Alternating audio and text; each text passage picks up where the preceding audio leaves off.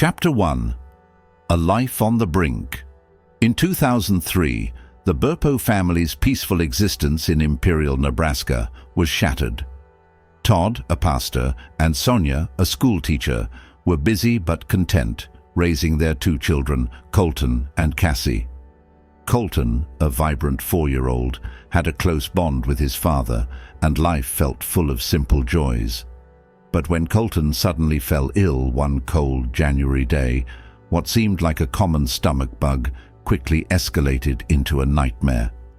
His condition worsened, and despite repeated doctor visits, the doctors found that his appendix had ruptured, causing a life-threatening infection.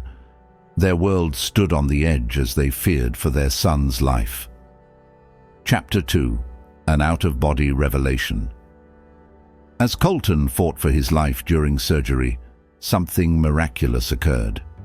While doctors worked desperately to save him, Colton experienced a surreal out-of-body journey.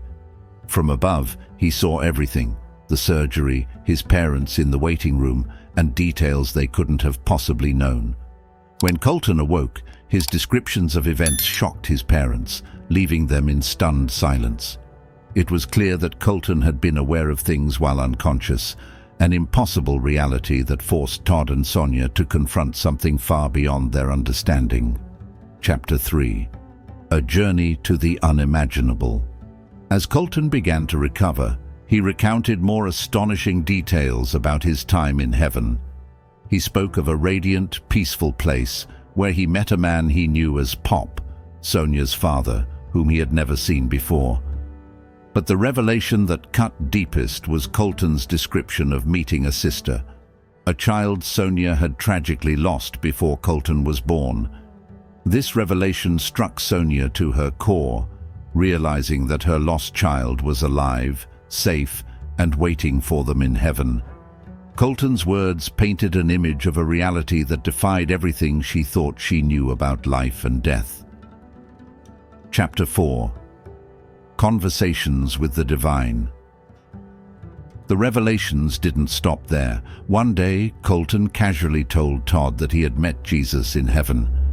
His description of Jesus, big, strong hands and a loving smile, was simple yet profound.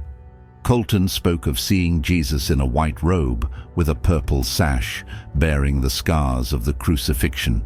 But what shook Todd and Sonia the most was Colton's account of Jesus telling him that it wasn't his time yet. As they listened to their son's account, the Burpos began to wonder, was this just a dream, or had Colton truly witnessed the divine? Chapter 5. The Message That Couldn't Be Ignored. As the weeks passed, the Burpo family struggled to make sense of the miracle before them. They were overwhelmed with gratitude that Colton had survived, but the details of his experience were both breathtaking and unsettling. Todd, a man of deep faith, found himself questioning how to reconcile his beliefs with the reality of what Colton described. Yet Colton's certainty in recounting his journey was undeniable. More pieces of his story emerged, and one night, Colton told Todd that Jesus loved the children, a simple yet powerful message that left the Burpos questioning the depth of their understanding of heaven. Colton's experience became a call to them to live their faith more fully, as though they too had been touched by something divine. Chapter 6. The Battle of Belief. The Burpo family's story began to spread, but not everyone was quick to embrace it. While many found comfort in Colton's words, others, particularly within Todd's own church community, dismissed his experience as a product of anesthesia or a vivid dream. The skepticism was hard to bear, and Todd wrestled with doubt. However, Colton's profound transformation, his calm demeanor, and the peace he radiated made it difficult for Todd to ignore what his son had experienced. After much inner conflict, the Burpos decided they had no choice but to share Colton's story, feeling that the message of hope it carried was too important to keep hidden. Chapter 7. Unveiling the Truth. Writing, Heaven is for Real was an emotional roller coaster for the Burpo family.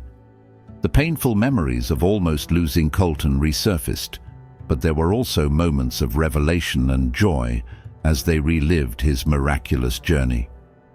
Colton, now a little older, eagerly helped with the book, adding details and correcting the family's retelling of his experience.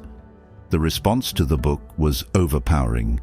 It resonated deeply with readers from all walks of life, offering a glimpse into the unimaginable. But as the book gained fame, so did the criticisms. Despite the growing number of believers, the doubts continued to swirl. Chapter 8. The Weight of Doubt. As the Burpos' story gained national attention, they were bombarded with scrutiny. Skeptics, from fellow pastors to the general public, insisted Colton's visions were merely a result of trauma or anesthesia. While the critics grew louder, Colton remained untouched by the controversy. He continued to speak about his experience with unwavering conviction. For Todd and Sonia, it became clear that their mission wasn't to convince everyone, but to share the story of hope and love that their son had experienced. In a world of doubt and skepticism, they chose to focus on offering comfort to those who were open to the message. Chapter 9. Living with the Legacy. As the years passed, the Burpo family came to terms with their new reality. Colton, now a teenager, still carried the story of his heavenly journey, but it no longer defined him. The Burpos had learned to embrace the simple pleasures of everyday life while still sharing Colton's message of hope with those who sought it. As the years went on, Colton's account of heaven continued to inspire countless others, offering comfort to those grieving and searching for meaning. But for the Burpos, the most important lesson had become clear. Their role was not to prove anything, but simply to share their son's story and trust that it would touch those who needed it most. Let us know your thoughts as we navigate these fascinating mysteries together. Enjoyed the video? Don't forget to subscribe to the channel